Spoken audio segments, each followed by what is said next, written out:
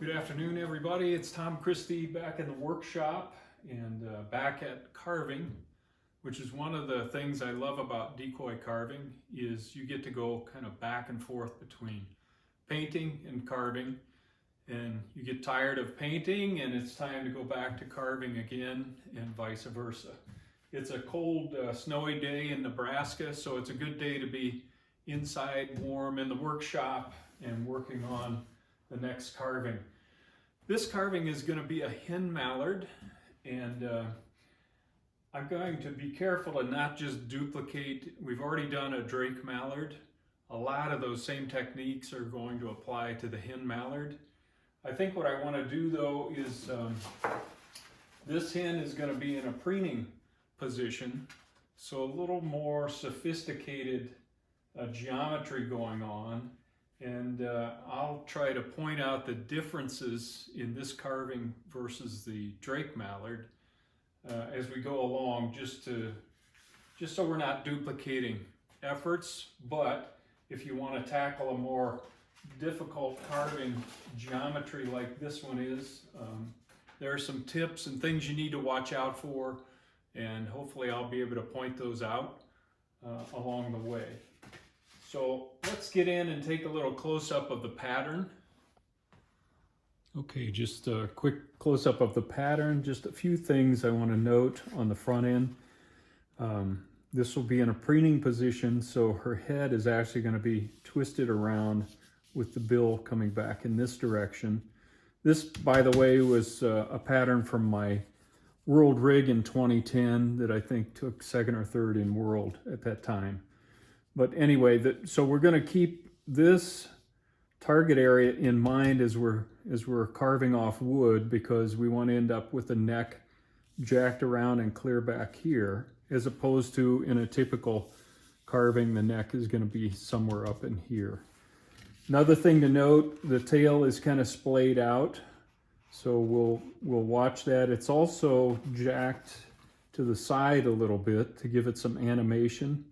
And that puts the wingtips over past the center line of the decoy. So as we carve those, we're going to have to pay attention to that as well. One more thing to note, I've kind of pushed out the body in this area because the wing is going to be partially exposed, and the leading edge of the wing is kind of pushing the feather groups out in that area. So we'll keep that in mind.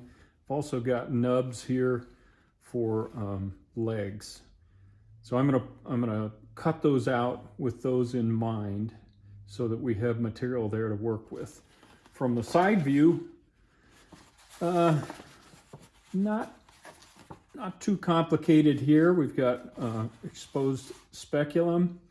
One thing I did want to note, the tail is not only going to be cocked to the side, it's going to be angled. And when that is the case, you're going to have to leave enough material back here to develop that angle in the finished decoy.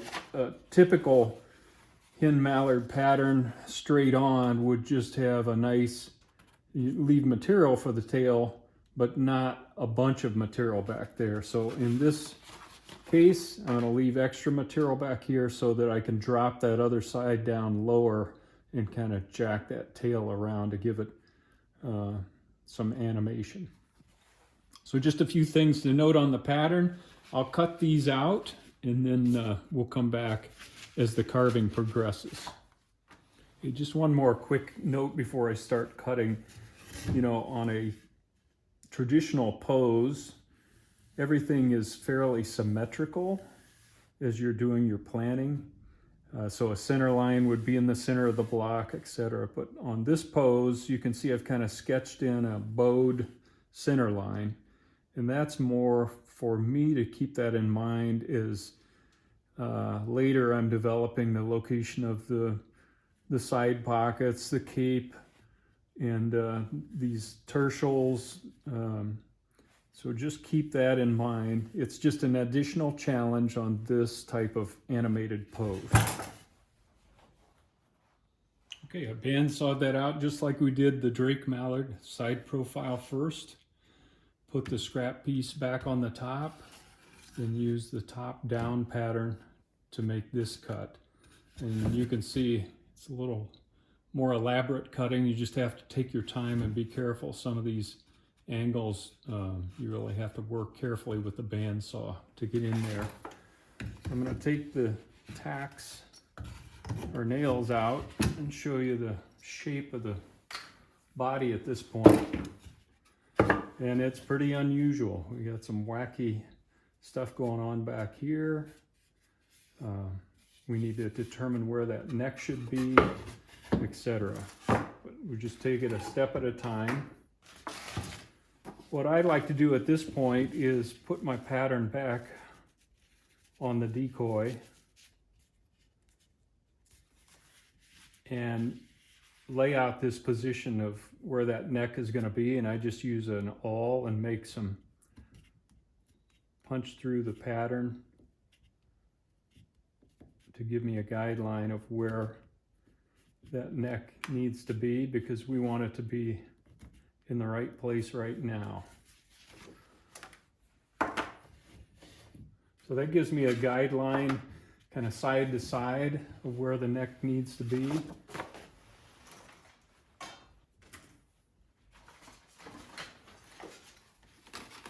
I'm going to take a circle template, and that neck is about an inch and 7/8. So I'll just use that circle template and kind of the guidelines that I punched through there.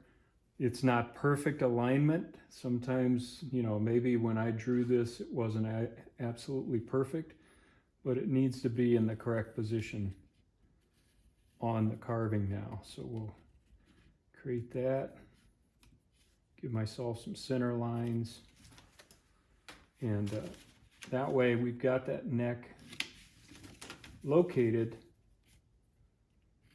because I don't want to do any carving that's going to take away from that neck diameter.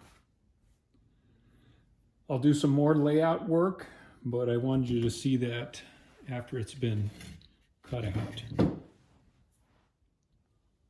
Now I'm going to do the same thing with the big tertial back here, because it's overlapping this other tertial, and kind of the back of the cape position. I'm just using the awl to give myself some guide points. What I can do right now is with the pattern, just get a guideline for where these primaries are going to end up crossing and where they'll be positioned on that lower shelf. And you can't see that in the video, but I've got some guidelines now. I can begin to sketch in where the primaries cross, since they're off center, and that'll just make sure I don't take wood out of that area. Okay, I use those guide marks to sketch in where the primaries are going to be. You can see they're offset as we thought. These are by no means permanent marks, but they're guidelines as I begin to remove wood around the area, so I don't touch those areas that I know need to be at this elevation. Also note, I didn't try to sawtooth the tail at this point. To, you know, I want to keep it strong while I'm working on the carving and not break off a tip, so I'll do that later.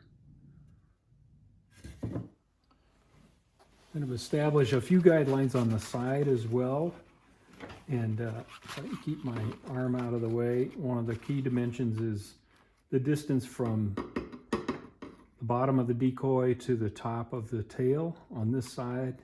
I'm using the dividers to determine that from the pattern, and then using that to put a mark on the decoy. So I know the top of the tail is going to come in right in that area. I also know from my pattern that the center of my tail is here. So I'm going to sketch a guideline from this mark we put on the side up kind of arced over to that center. And I'm going to leave maybe 3/8 of an inch of wood. So I'm not going to show every layout mark that I do, but the point I was trying to make in this decoy, since the geometry is complex, you got to do some work to get your layout done. I'll do the same thing on this side of the tail, and it'll come in lower on the body so that from the back we end up with a cupped down shape as the tail is curled over to the side and cupped down, and the bill is preening in this position. Very typical of a preening position, and we want to convey that in the carving. All right, we had to start somewhere, and we got to start today on the preening Hen Mallard decoy, carved in Tupelo. Next time we'll begin removing wood using the guidelines that we've developed. And I want to put a series of videos together to show you the progression of this.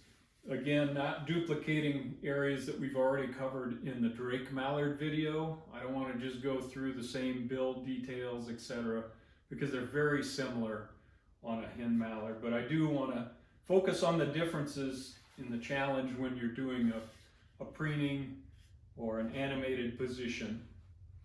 And my goal overall is to be helpful to those of you that might want to improve your carving or start carving. So I hope this is encouraging to you.